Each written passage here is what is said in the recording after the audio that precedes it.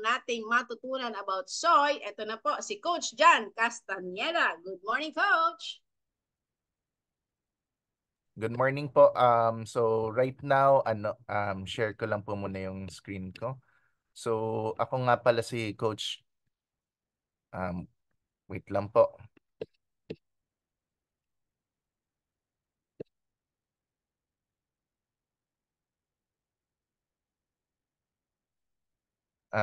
Okay, so ako nga pala si Coach Jan Castañeda. Bale, dito po ako sa Manila ngayon. So, story ko po sa Herbalife. Dati po akong medyo malaki and recently nakapag-lose tayo ng ng 10 pounds. Tapos ang kagandahan po sa Herbalife bukod sa nakapag-lose ako, ayun nakapag-share ako sa maraming tao. Ngayon currently naka-concentrate po tayo sa mga company wellness events dahil kasi alam natin yung mga empleyado rin kailangan rin ng proper nutrition. At dahil dyan, sa continuously sharing, umabot po ako doon sa tinatawag na 50% discount.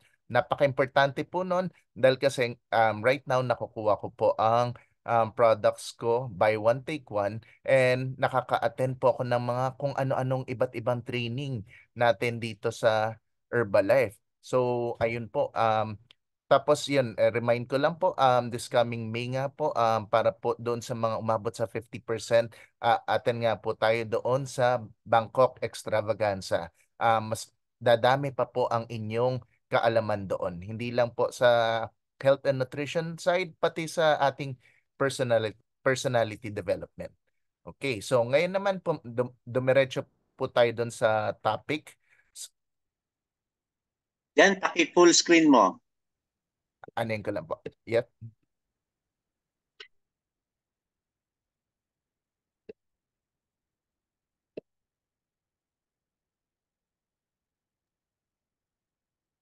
Gusto mo ako na coach dyan? Sige lang po, medyo nagkaka-problema tayo dito sa side ko. Okay, thank you. So, ayan. So, ang topic po natin ay what men should know about soy. Actually, ito yung mga things to know about the power of protein from soy.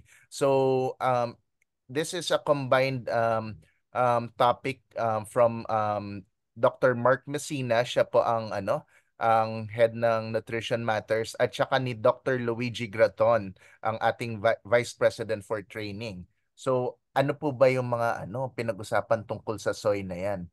So, doon po tayo sa next slide. Okay. Ang soy nga pala ay isa sa most popular na consume na proteins sa buong mundo. Actually, in particular dito po sa atin sa Asia, napakahilig natin sa soy. So, 'di ba, umiinom po tayo ng ng taho, tapos kumakain po tayo ng tokwa. Diyan po 'yan sa soy galing. So, mostly yun nga sinishare siya sa iba't ibang different cultures at isa siya sa best sources of protein. So among all plants, siya po ang pinakamataas ang protein source. Pero alam niyo ba, hindi lang po protein ang nabibigay sa atin ng soy.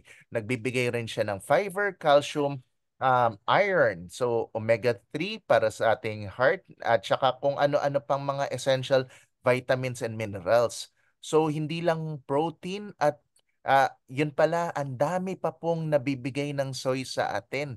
So, lalo tayong biglang nagka-interest dyan sa soy na yan. So, doon po sa, sa next slide. So, additionally po, ang health benefits po ng soy napakadami.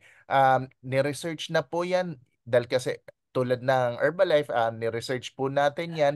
Tapos, ang additional benefits pa, napakadami po. So, number one po, since men tayo tututok sa ating mga lalaki, ang ang soy po, tinatanong natin, okay ba siya sa atin, sa ating mga lalaki? Dahil kasi usually ang iniisip natin ang pag for training or for bodybuilding, more on ano tayo, on whey or animal protein.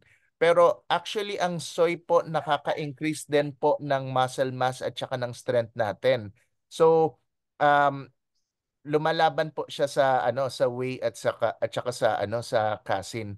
Um, ano po siya, isa po siyang post-recovery ano rin protein ang actually ang soy. So yun po so nakakatulong po talaga siya hindi lang po sa mga ano sa kung ano-ano mga ginagawa natin pati rin po sa ano sa pagte-training natin sa gym nakakatulong din po siya.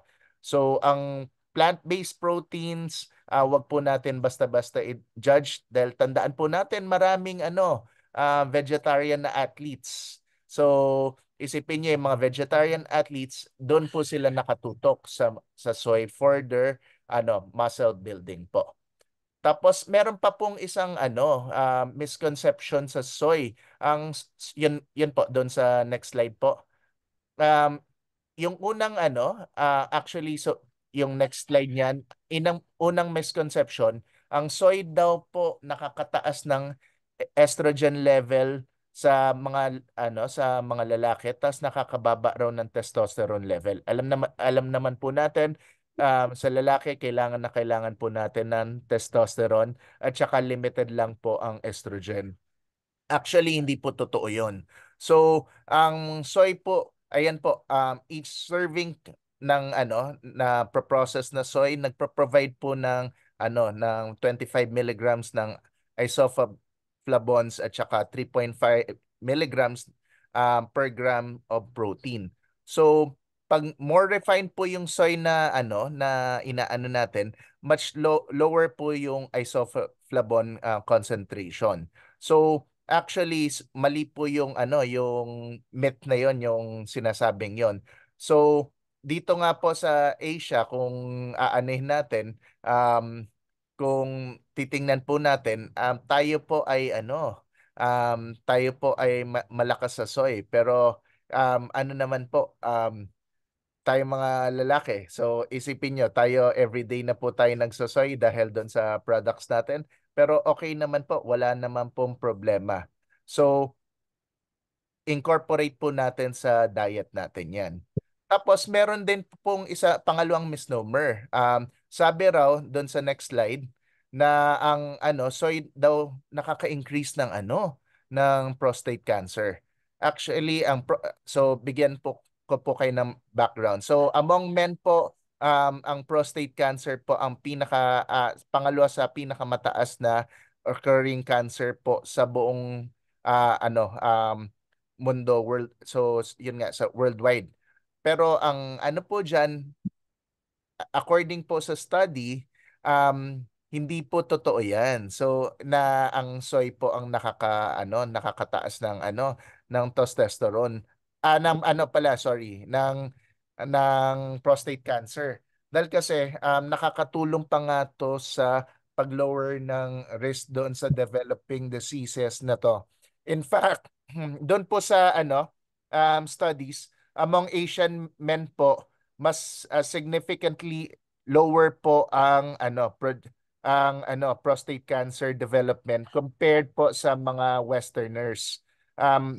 Crucial po 'yan dahil kasi among Asians po napakalakas po natin gumamit ng soy compared doon sa mga nandun sa kabilang side ng mundo. So hindi po totoo na nakakataas po ng nakaka-develop po ng prostate ang soy. So doon naman po diretso po tayo sa next slide.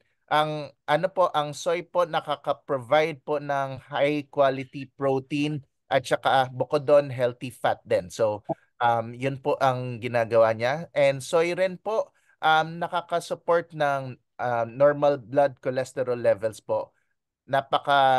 Good choice po siya na quality na plant-based protein para doon sa mga gusto mag-increase ng muscle mass. And of course, kung gusto po natin mag ng soy sa ating diet, mag-incorporate, what best way kundi ipasok natin ang ating mga products. In particular, yan po yung F1 shake natin at saka yung yung personalized protein powder natin. So, ang soy po natin, meal replacement nga po ang ating ang Herbalife shake.